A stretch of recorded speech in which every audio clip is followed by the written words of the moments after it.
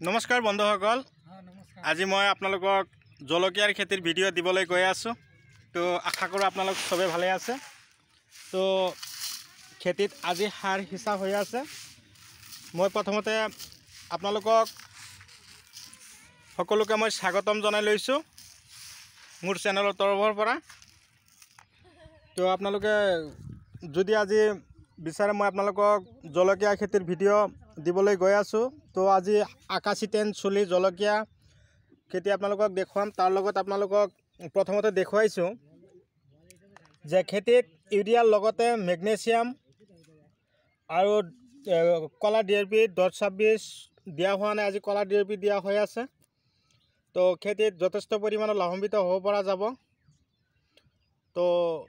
খেতিত হিচি আছে খেতিয়কে অলৰেডি আহিছে তো আপোনালোকক দেখুৱাই আছো চুলি আকাশী টেন জলকীয়া খেতি কৰিবলৈ হলে আপোনালোকে এই পদ্ধতি অৱলম্বন কৰিব তো খেতিয়কে একদম পুৰা সাৰ দিবৰ কাৰণে প্ৰস্তুতি লৈছে হিচিও আছে সাৰ কেনেকৈ হিচিব যোৱাকালি অলৰেডি এক বাল্টিন দানা হিচিছে আজি আকৌ কলা ডিএপি তাৰ লগতে ইউৰিয়া সাৰ হিচি আছে মাজে মাজে আকৌ আলি বান্ধি দিছে পানী দিবৰ কাৰণে সুবিধাজনক ইয়াত অলৰেডি 1 বিঘা মাটিৰ জলকীয়া খেতি কৰা হৈছে এয়া চাওক তো এই খেতি কৰাৰ আগ মুহূৰ্তত আপোনালোকে কি কৰিব লাগিব প্ৰথমতে মাটিখন ধুনীয়াকৈ উৰ্বৰ কৰি তাৰ পিছত লগাব লাগিব লগোৱাৰ পদ্ধতিটো আপোনালোকে নিশ্চয় জানে 20 সেন্টিমিটাৰ দিব লাগিব এটা গছৰ পৰা আৰু এটা গছৰ দূৰত্ব আৰু হাৰিৰ পৰা হাৰিৰ দূৰত্ব 20 সেন্টিমিটাৰ ৰাখি আপোনালোকে এই খেতিত পুলিখিনি আপোনালোকে লগাব লাগিব তো এয়া চাওক গছখিনিৰ ধৰণ চেহেৰা আকৃতি বহুত ভাল হৈ আহিছে তো ইফালে কোমোৰাও আছে ইফালে তিতা কেৰেলাও আছে নিশ্চয় চাব পাৰিছে আপোনালোকে যদি মোৰ চেনেলৰ নতুন হৈ আছে তেনেহলে মোৰ চেনেলখন সাবস্ক্ৰাইব কৰি ল'ব আৰু কাষত থকা বেল আইকনখন অন কৰিব যাতে এনেকুৱা ধৰণৰ নতুন নতুন ভিডিও নোটিফিকেশন আপোনালোকে পাই থাকে ইফালে বিন উঠাই আছে তো আপোনালোকে নিশ্চয় চাব পাৰিছে মাজে মাজে তিতা কেৰেলা লগাই দিয়া হৈছে মই এতিয়া আপোনালোকক কোমোৰাৰ খেতি দেখুৱাবলৈ লৈ গৈ আছো যদি কৰিছে তাৰ পিছত আপোনালোকক জলকীয়া খেতিৰ কাৰণে ভাল ঔষধৰ নাম এটা কৈ দিম আপোনালোকে অৱশ্যই এই খেতিত আপোনালোকৰ নিজা যদি খেতি কৰিছে তেনেহলে এই খেতিত এনেকুৱা ধৰণৰ ঔষধ আপোনালোকে স্প্ৰে কৰিব যাতে অতি সোনকালে গছ বৃদ্ধি হয় আৰু গছত ফলন বৃদ্ধি হয় এই চাওক ইফালে কোমোৰাৰ খেতিও আছে 1 বিঘা মাটিৰ গছ একদম পুৰা চাঙত পাও অৱস্থা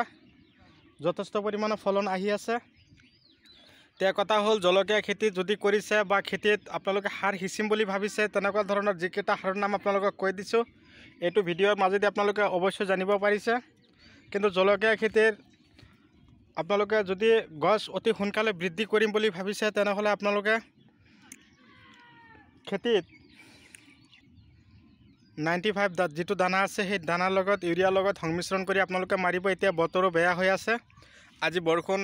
আহিব যেন লাগি আছে বতৰ লাহে লাহে বেয়াৰ ফালে গতি কৰিছে